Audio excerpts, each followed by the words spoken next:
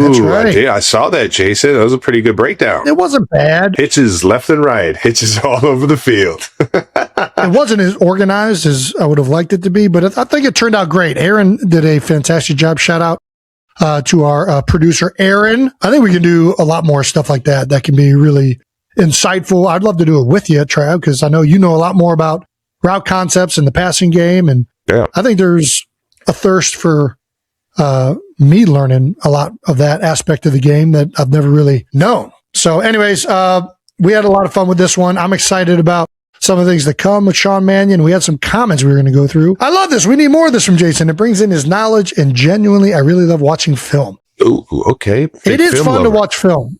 It is fun to watch film. You know what film also is? It's expensive as fuck. The NFL is, they're not fucking around. They got the licensing rights to that shit, and they're making you pay for every fucking minute of it. Well, not every minute, but you do a lot, they're going to start charging you. And that's the one reason it's really difficult. We had another comment, laughed my ass off. Good one starting out the breakdown of a hitch plane. That was all intern Brandon's idea. Shout out to intern Brandon. Thought it was a awesome way to start it off. Who doesn't love a good hitch route? By everyone. You know when everybody runs a hitch? Are you asking what it's called? When you do it? Yeah. So it's called spacing. You ever heard that? You ever heard that one being called in the huddle? Spacing concept? Yeah. Spacing concepts. Yeah. Soften off outside. You're ripping those guys all day. And then if it's press outside, then you go inside, and the inside guys kind of have to have like a nice little feel on where to find those zones, where to find those voids. You don't want to run to get covered. And that was a great job by, what was it, Messenberg or the tight end out of Green Bay, of finding that void on that arc release. Yeah. There we go. Love it. It was solid though. Solid stuff though. And I thought it was a great timing on the hitches. Jason sounded like a man who would be a great addition to the coaching staff in the offensive line room. Yeah, he would. Jason is 100% a coach in the offensive line room. The Eagles just don't pay him. I wish I had time to do more stuff like that. I really think it would be fun. But those coaches, as we saw with Mike McDonald, they spend a lot of time in the offices.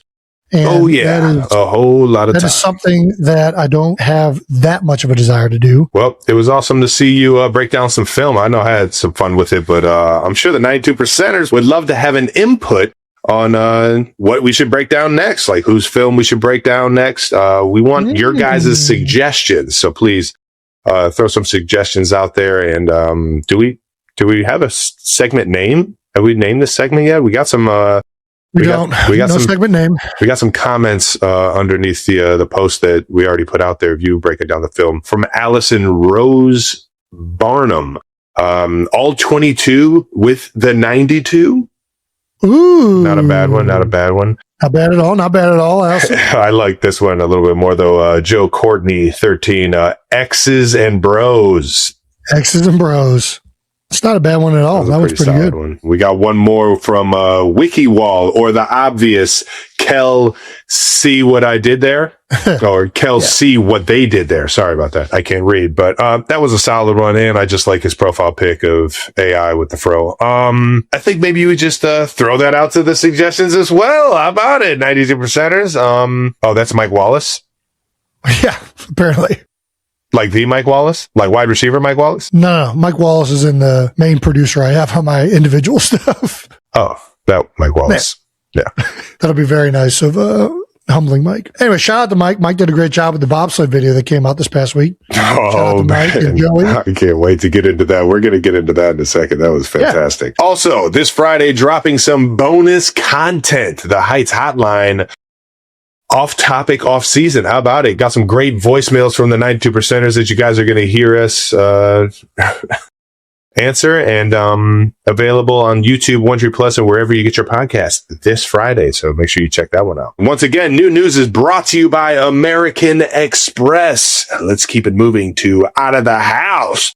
Brought to you by Pepsi. Oh, man, I should have worn my Pepsi hat. Ed Kelce favorite. Rocking all the fucking USA gear because we're champions. Did you know that Norway was that fucking far ahead of everyone? Why are you saying Norway? What do you mean? Is it not Norway? What do you mean? Don't they have like the fucking most golds of everyone? Oh, you're talking about in the Olympics? I did not know that, but I mean, Norway's always up there because Dude, they came into it with 70 more medals than us. They came into it? Yeah. Like all-time medals? Yeah. I mean, listen, there's not a lot to do up there in Norway other than freaking skiing. Cross-country skiing is just how you that's hiking. That's just going to work. Yeah. Exactly. I was watching the Olympics nonstop, and you were at them, so you didn't see a lot of the broadcast. But in between, they were showing why Norway is like always like one of the best in the Winter Games, and they said they call it the Norway. It's the way of Norway, and they said they get them on skis and skates and get them down the slopes and into the games when they're real young. It's like their way of like competing in a lot of ways. Right. So yeah, either way, let's keep this thing moving. USA won gold in hockey and men's and women's. That's all I care about. Out of the House is brought to you by Pepsi. Before we get to the Jason and Kylie in Italy, don't forget Kai. Tell us about your time with the bobsled team, Jason, out in Utah. Dude, it was awesome.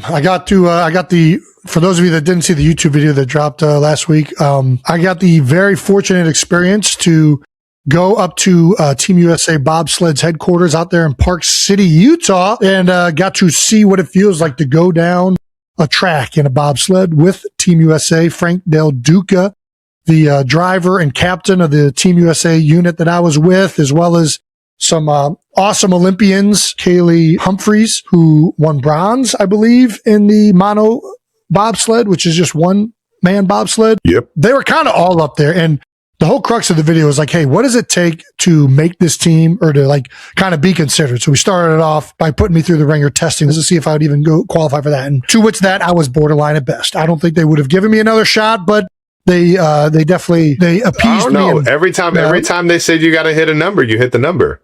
Yeah, but I was also way below what they would like at those numbers. Oh, okay. All right. Well, they said between on the would you run a 20 or a 40? It was a 30-meter sprint, so it's like a little bit less than a 40. It was like 30 whatever yards. And you ran that at 3.9, and it looked like you were jogging. It didn't look like you were. It was a 3.9. I definitely can do better than that. And but it was why didn't you? It was the vertical jump test that was really the telltale sign. The 30? The 30 didn't count at your weight?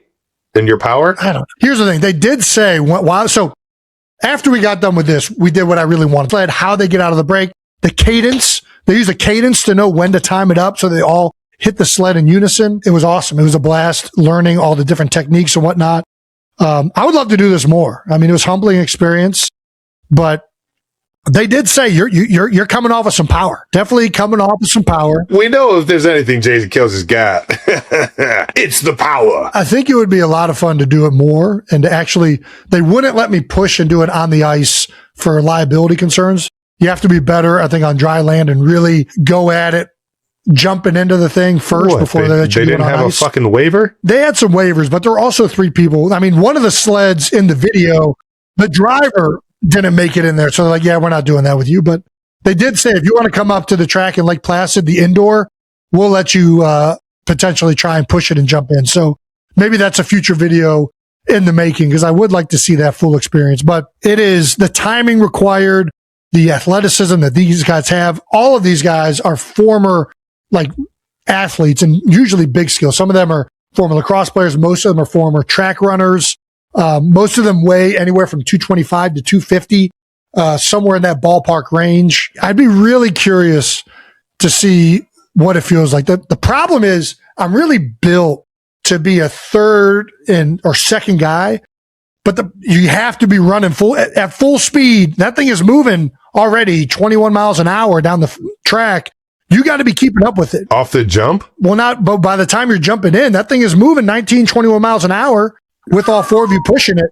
Man. So that was a big thing that was hard even on the back end of it. That's moving. They weren't even like really getting after it. It is hard to keep up with the back, especially if you're the last person to jump in, you can't slow that thing down. So you have to be running to keep up with it. So shout out to all those Olympic athletes that are doing that. They are world-class, explosive, top-end speed runners. I would be curious to see how a lot of linebackers and running backs would do. That feels like the best, or tight ends. Travis Kelce moving on that thing. Come on. It sounds like I'm like a 19 to 20 mile an hour, like top end speed right now. And No, I don't know once you start striding, you can get that thing going. You got them long legs. You got those bird legs, Trev. I hear it. Yeah. I've actually recorded myself. I'm only going 19, 20 miles an hour. I know these numbers actually pretty well. Well, either way, it was an awesome experience. It was great to meet all them, to learn how it all happens in a very intro novice way. Yeah. And then also just the ride itself, way more intense than I imagined. Like I thought it would be like a roller coaster. I really did. I thought it'd be, we'll go around the bends and the energy that you are moving down this thing at over 80 miles an hour. And when you go into these bank turns, it pushes you into the bottom of this thing. And on the bottom of the sled, there's like these metal rails and my ass is so fucking wide. They're sitting on those metal rails. So I'm being pitched down onto these metal beams. I'm trying to keep my head up so I can see. Are you not allowed to put a seat in this thing? Huh? I have no idea how Frank was. Frank Del Duca, the driver, I have no fucking idea how he was even knowing when to do the turns and everything. Well, you got to know the course. You have to memorize it. Yeah, you got to know the course. That makes sense. It is going by so fast. Like just so. Anyways, it was a humbling experience to see the level which those athletes perform that. Did they teach you how to drive it at least? No, I saw in there and they showed me how. So there's a pretty cool video that Kaylee Humphreys showed me how they train the turns before you get into it. So they obviously they weren't going to let me steer in it. Yeah. But she basically was kind of showing you how you push and pull and lean and how it feels. But it's a cable steering system. There's like two things in here. And when you pull this one, it turns the front skis this way or that way. And that's basically how you're steering it. The skis I thought would be like ice skates. I saw you talking about them on there. That's insane that so they're not really getting into, they're kind of just gliding on the curve a little bit smoother. Yes. They're not really like turning it. Yeah. I mean, they are, but it's not cutting into it the way I thought it would. It's like driving on snow. Feels like, I guess. Yeah. But either way, awesome experience. Flooring the old two-wheel drive. All right, let's keep this moving. I've never done that. Here's the real question. Next year, Olympics, are we doing the double luge? Double luge? I'm not a luger. I got no interest in luging. I would do skeleton before luge. Which one's the luge versus skeleton? Luge is like you're on your back. And you're looking, my belly's too big. I wouldn't even see where I'm going. The double luge is the weird one everyone's talking about. Yeah. Where there's like, they're like laying on each other. Well, we know someone you're really, really comfortable with, and that's your wife. And CBS Olympics threw out there that Kylie Kelce and her husband are supporting the USA women's hockey team. That's right. They made sure to call you... The plus one is essentially it. You're the plus one, Jason. And sometimes being a plus one is the best feeling in the world. Kylie was there on behalf of NBC and YouTube. I really was just there to have fun and enjoy the Olympics. So I was 100%. This is the correct way to say it. And I thought it was hilarious. Hell yeah. I wanted to tell him I prefer ball and chain.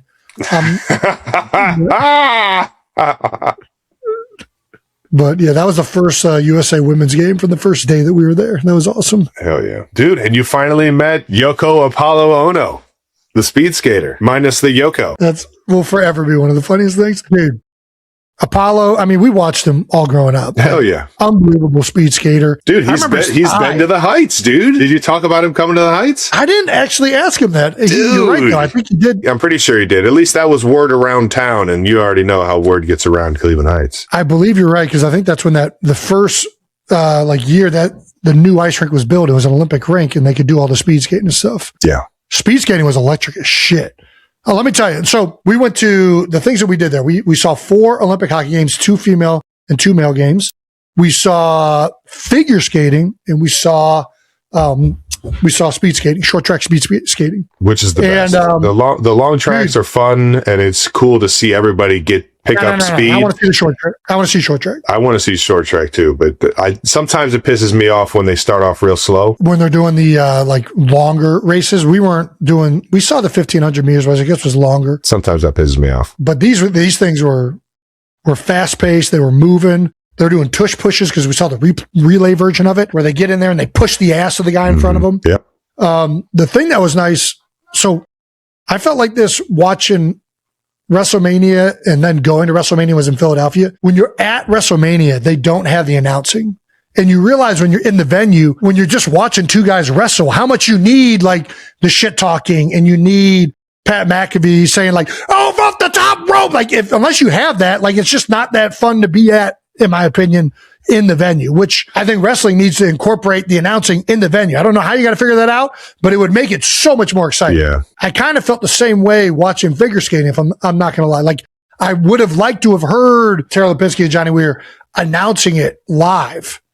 You know what I mean? Like you kind of, when you don't have that, especially someone that is kind of newer to the sport, you like hearing the excitement in the announcer's voice that they just did something difficult, they just nailed a routine, or like they just missed something. So in speed skating, brother, it is a goddamn party in that speed skating arena. That's awesome. It is like you're there for, there's DJs playing music. It's fast paced. There's bells ringing. It is high stakes action in the speed skating short track ring. The latest buzz around Travis Kelce and Taylor Swift just took a stunning turn, and this time it completely caught Jason Kelce off guard. During a casual conversation, what started as light football talk quickly shifted into something no one expected. Travis, known for keeping things playful and low-key, suddenly dropped a detail that instantly changed the tone.